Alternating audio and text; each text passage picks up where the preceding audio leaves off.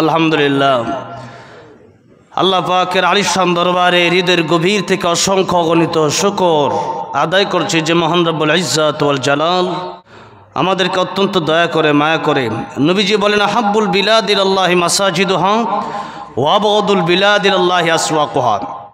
দুনিয়ার সবচেয়ে খারাপ জায়গা হচ্ছে বাজার, আর সবচেয়ে উত্তম জায়গা হচ্ছে মসজিদ, আল্লাহর ঘর মসজিদ। এটা হচ্ছে জায়গা উত্তম। আর নবীজি আরেক হাদিসে বলেছেন খায়রুকুম মান তাআল্লামাল কুরআনা ওয়া আল্লামা।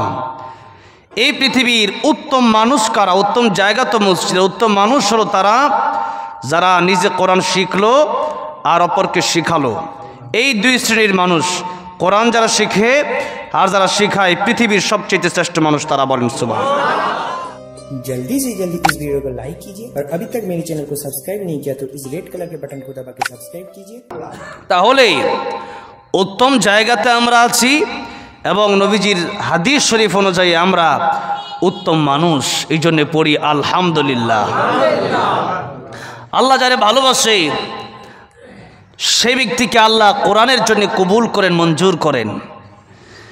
এই পৃথিবীতে সেই মানুষটা সফল যে ব্যক্তি কোরআন শিখতে পারল। আর যে ব্যক্তি কোরআন শিখতে পারল না, তার মতো হতভাগা পৃথিবীতে আর কেউ নাই। কোরআন শরীফ যে ব্যক্তি শিখল সে ব্যক্তি আসল শিক্ষিত।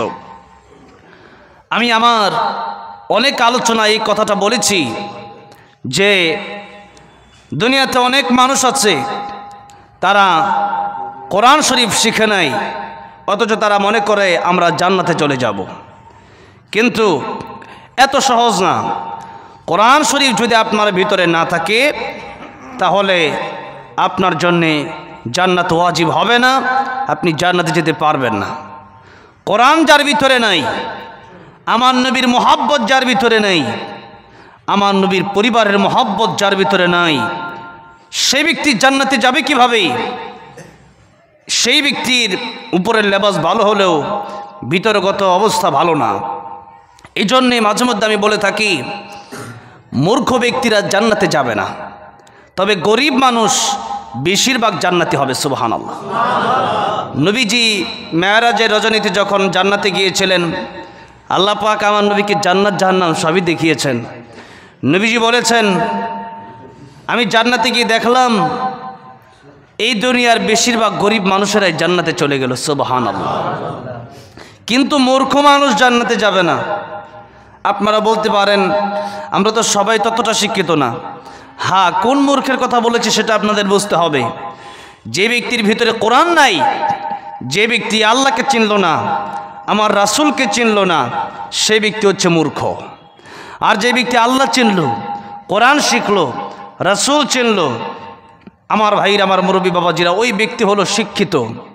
ওই ব্যক্তি কবরে যাবে ঈমান নিয়ে। আর যে ব্যক্তি আল্লাহ চিনল না, সে তো ঈমান নিয়ে কবরে যেতে পারবে না। যার ঈমান নাই সেই ব্যক্তি কবরে যাওয়ার পরেও জান্নাতে যেতে পারবে না। তার জন্য দুনিয়াটাই হলো জান্নাত, পরকালটা তার জন্যে জাহান্নাম, আবাদুল আবাদ, চিরজীবনের জন্য জাহান্নাম। এই জন্যে যাদেরকে আল্লাহ কোরআন শেখার তৌফিক দিয়েছেন, আপনি এতটুকু মনে করতে পারেন ইনশাআল্লাহ তাআলা আল্লাহ রাব্বুল আলামিন আমাকে আপনাকে জান্নাতের জন্য কবুল করেছেন। বলেন আলহামদুলিল্লাহ। জান্নাতের জন্য আল্লাহ যারে কবুল করেছেন, আল্লাহ তারে কোরআন শেখার তৌফিক দান করেন। আজকে আমাদের অনেক সমাজের অনেক লোকেরা কোরআন পারে না। আমাদের বাংলাদেশে একজন হিন্দু আছে, তিনি, তার নাম হচ্ছে নকুল কুমার বিশ্বাস। তিনি একটা ইসলামী সঙ্গীত লিখেছে কোরআন নিয়ে। তিনি লিখেছেন যদি আগুন লেগে ধ্বংস হয়ে যায়, ধ্বংস হয়ে যায়, যদি আগুন লেগে ধ্বংস হয় পৃথিবীর সব বইয়ের দোকান, বিশ্ব থেকে হারাবে না পবিত্র কোরআন। ঠিক কিনা বলেন?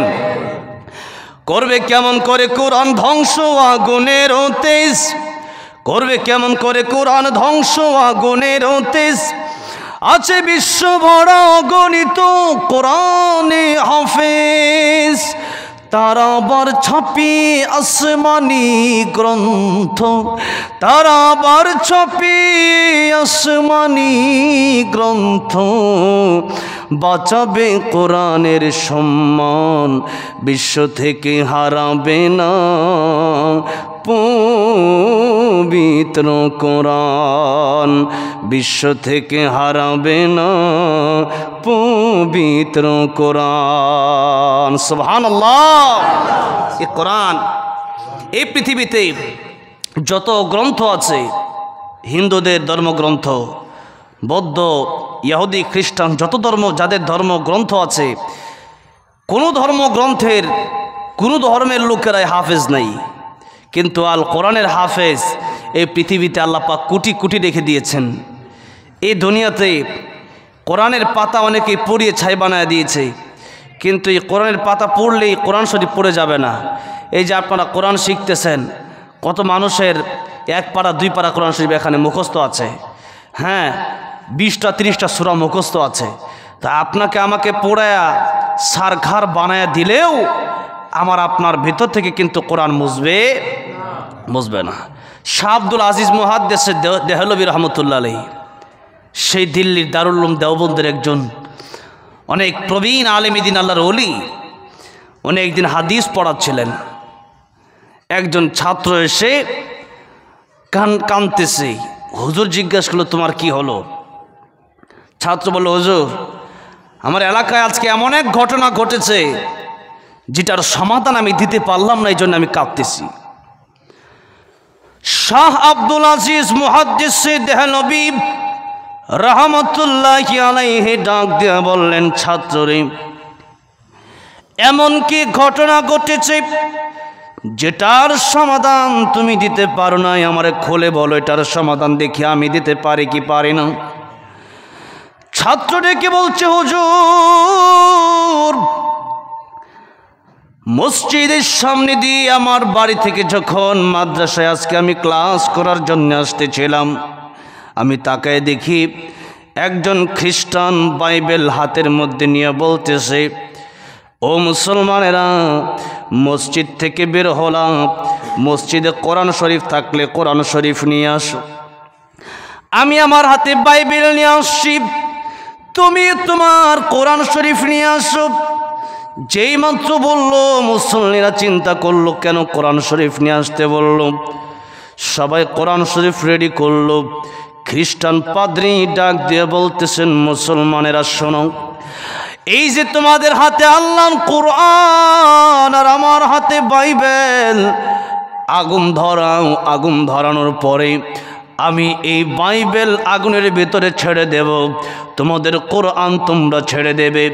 আমার বাইবেল যদি পড়ে যায় তাহলে আমার খ্রিস্টান ধর্ম মিথ্যা, আর যদি তোমাদের কোরআন যদি পড়ে যায় তোমাদের মুসলিম ধর্ম, ইসলাম ধর্ম, এটা মিথ্যা।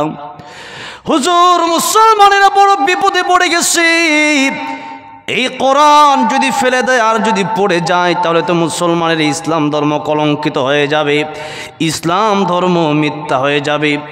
হুজুর ডাক দেয়া বলল, ক্লাসের ছাত্ররা রে, তোমরা আজকে ক্লাস বন্ধ, সবাই কিতাব বন্ধ করো। আজকে সেই মসজিদে যাব, আজকে সে এলাকায় আমি যাব, সে এলাকায় গিয়ে এটার সমাধান করব। শাহ আব্দুল আজিজ মুহাদ্দিস দেহলভী রহমতুল্লাহ আলাইহি সেখানে চলে গেলেন। ডাক দেয়া বলতেছেন, খ্রিস্টান পাদ্রী শোনো, তুমি তো তোমার হাতের মধ্যে এনেছো বাইবেল, আমি আনলাম কোরআন, ঠিক আছে, এবার আসো তোমার সাথে আমার সাথে আজকে এই জায়গার মধ্যে ফাইনাল হবে, ইসলাম ধর্ম সত্য না খ্রিস্টান ধর্ম সত্য। এবার সবাই গোল হয়ে দাঁড়ায় গেল। হুজুর বললেন, এই যে খ্রিস্টান সে যেন কোনোভাবে বের হয়ে না যেতে পারে। আজকে পরীক্ষা হবে ইসলাম ধর্ম সত্য নাকি তার খ্রিস্টান ধর্ম সত্য। বাইবেলও আনা হলো, আল্লাহর কোরআনও আনা হলো। খ্রিস্টান পাদ্রী বেটা বড় খুশি। এই যে বাইবেল আমিও ফেলবো, আল্লাহর কোরআনও ফেলবে, আমার বাইবেল পড়বে না কিন্তু আল্লাহর কোরআন তো পড়ে যাবে, এই চিন্তা সে করলো। কিন্তু এর মধ্যে অনেক ভেজাল রয়েছে। কি ভেজাল একটু পরেই বুঝবেন। শাহ আব্দুল আজিজ মুহাদ্দিস দেহলভী রাহমাতুল্লাহ আলাইহি তিনি বুঝতে পারলেন এই লোকটা যে বাইবেল নিয়ে আসলো, বাইবেলের ভিতরে এমন মেডিসিন মারা ওই কাগজের ভিতরে, এই মেডিসিন থাকলে পরে এই কাগজ পড়ে না, এরকম মেডিসিন দেওয়া পরে বাইবেল আনলো। এইবার শাহ আব্দুল আজিজ মুহাদ্দিস দেহলভী রাহমাতুল্লাহ আলাইহি ডাক দিয়ে বললেন, খ্রিস্টান রে, তোমার বাইবেল আর আল্লাহর কোরআন আমি রেখে দিলাম এক সাইডে, তুমি হলা খ্রিস্টান, আমি হলাম মুসলমান, আজকে চলো ইসলাম ধর্ম সত্য না খ্রিস্টান ধর্ম সত্য এটা প্রমাণ হয়ে যাবে। তোমার কোরআন এটা, আমার কোরআন এটাও তো কাগজের, তোমার বাইবেলও তো কাগজের, এই কাগজের কোরআন শরীফ এই আগুনের ভিতরে ফেলার দরকার নাই, তোমার বাইবেল ফেলার দরকার নাই। এই আগুনের ভিতরে আমি রেডি আছি, তুমিও রেডি হয়ে যাও, দুইজনে আগুনের ভিতরে লাফ দেব।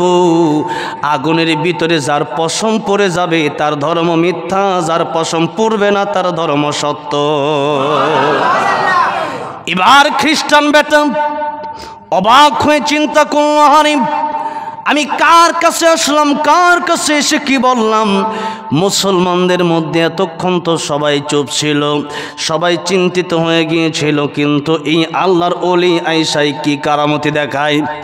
আল্লাহর ওলি যারা ছিল, হাসানের হুসাইনের রাদিয়াল্লাহু আনহুমার প্রেম যাদের ভিতরে আছে, আহলে বাইতের প্রেম যাদের ভিতরে আছে, আমার রাসূলুল্লাহ সাল্লাল্লাহু আলাইহি সাল্লামের প্রেম যাদের ভিতরে আছে, এরা জীবন দিয়ে যেতে পারে, তারা আগুন আর মৃত্যুকে ভয় পায় না, ঠিক কিনা বলেন আমার ভাইরা, আমার মুরব্বী বাবাজিরা।